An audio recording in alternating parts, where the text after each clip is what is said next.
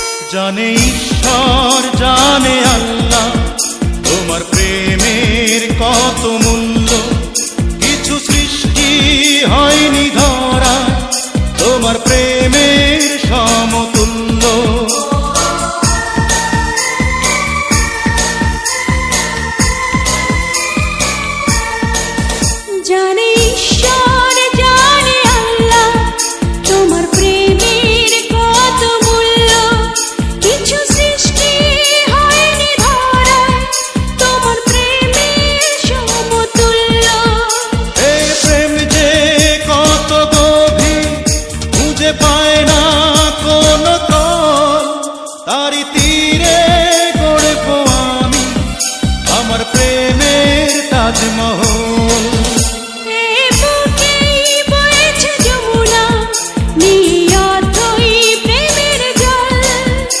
আর তীরে গড়ব আমি আমার প্রেমের তাজমহল, আমার প্রেমের তাজমহল, আমার প্রেমের তাজমহল, আমার প্রেমের তাজমহল, আমার প্রেমের তাজমহল।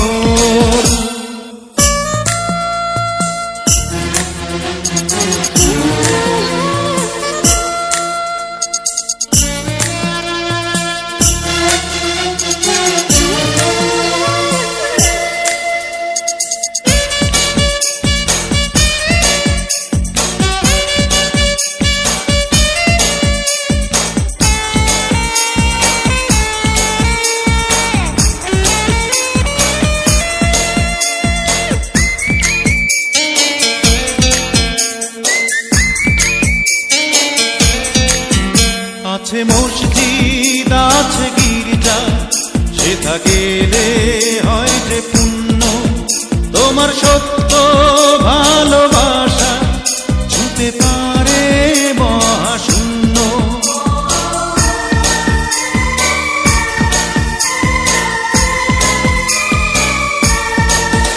আছে মসজিদ আছে গির্জা, সেথা গেলে হয় যে পুণ্য, তোমার সত্য ভালোবাসা ছুঁতে পারে মহাশূন্য। এ প্রেম যে কত গভীর খুঁজে পায় না কোনো তল, তারি তীরে গড়ব আমি আমার প্রেমের তাজমহল।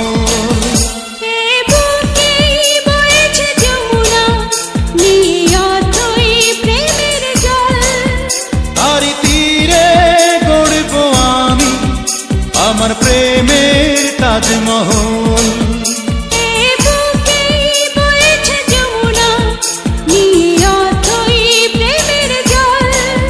তারি তীরে গড়ব আমি আমার প্রেমের তাজমহল, আমার প্রেমের তাজমহল, আমার প্রেমের তাজমহল, আমার প্রেমের তাজমহল, আমার প্रेमेर ताजमहल। साहब ये सब कब कैसे?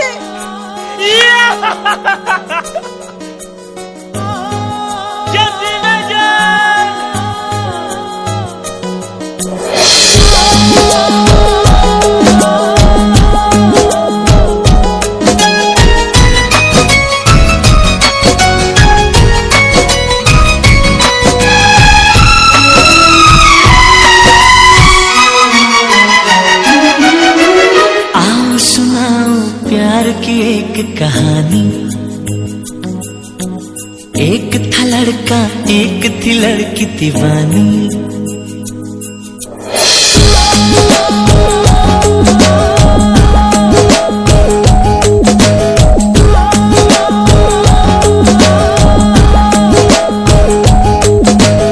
आओ सुनाओ प्यार की एक कहानी, एक था लड़का एक थी लड़की दीवानी। वो भी हंसने लगी थी ये भी हंसने लगा था, दोनों समझे नहीं थे वो जो होने लगा था। आओ सुनाओ प्यार की एक कहानी, एक था लड़का एक थी लड़की दीवानी।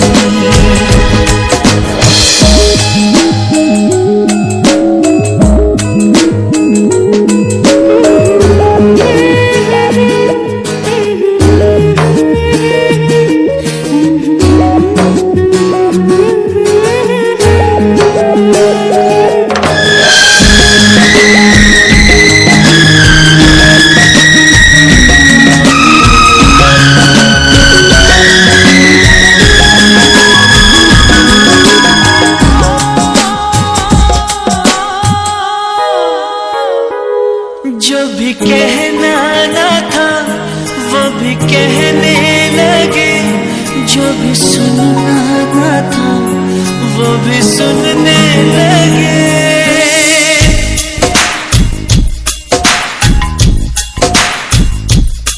जो भी कहना ना था वो भी कहने लगे। जो भी सुनना ना था वो भी सुनने लगे। आ रही है हंसी मुझको इस बात पर, किस तरह प्यार में दोनों खोने लगे, दोनों खोने लगे। जानने वाली बातें थी अनजानी। एक था लड़का एक थी लड़की दीवानी। भी हंसने लगी थी, मैं भी हंसने लगा था, दोनों समझे नहीं थे वो जो होने लगा था। आओ सुनाओ प्यार की एक कहानी। एक था लड़का एक थी लड़की दीवानी।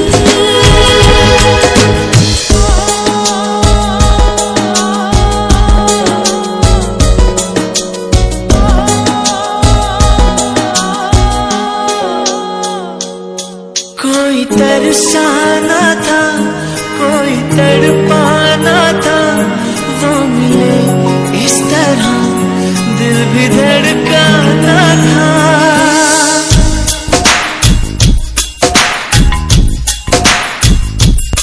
कोई तरसाना था कोई तड़पाना था, वो मिले इस तरह दिल भी धड़काना था।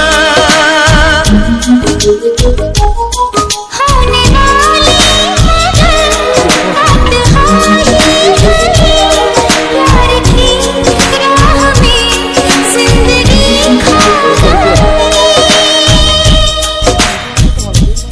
जिंदगी खो गई। दिल ने दिल से ऐसे की मनमानी। एक था लड़का एक थी लड़की दीवानी।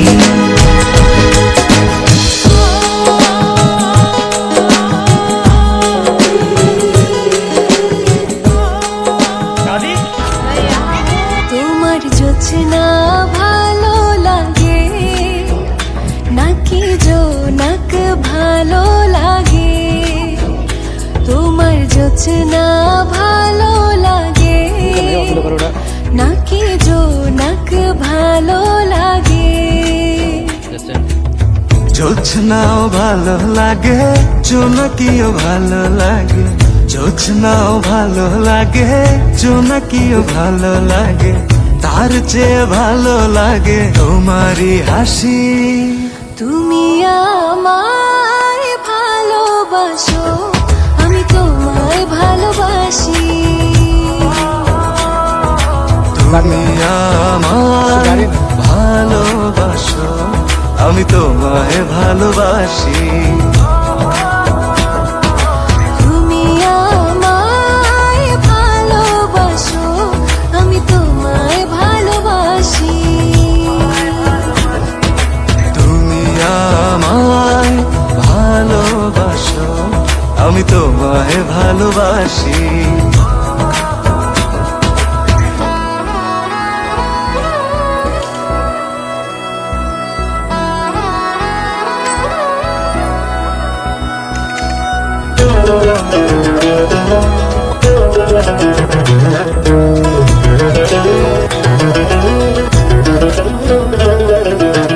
প্রতিদিন দেখি না তো শূন্য লাগে সব। কেন শূন্য ভাবো তুমি একটু করো অনুভব। তুমি আকাশ ভালোবাসো নাকি সাগর ভালোবাসো? তুমি আকাশ ভালোবাসো নাকি সাগর ভালোবাসো? আকাশ মেঘে ঢেকে যায় সাগর ঢেউয়ে মেখে যায়। সব জিনিস একটু একটু wait। তুমি আমায় ভালোবাসো, আমি তোমায় ভালোবাসি। তুমি আমায় ভালোবাসো, আমি তোমায় ভালোবাসি।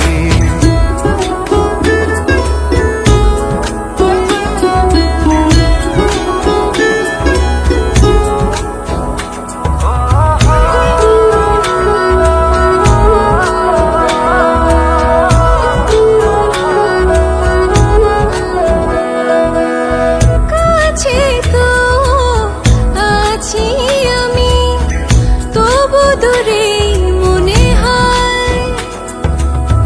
কেন দূরে ভাবো তুমি, একদিকে পয়েন্ট না আছো হয়ে গেছে। হৃদয়।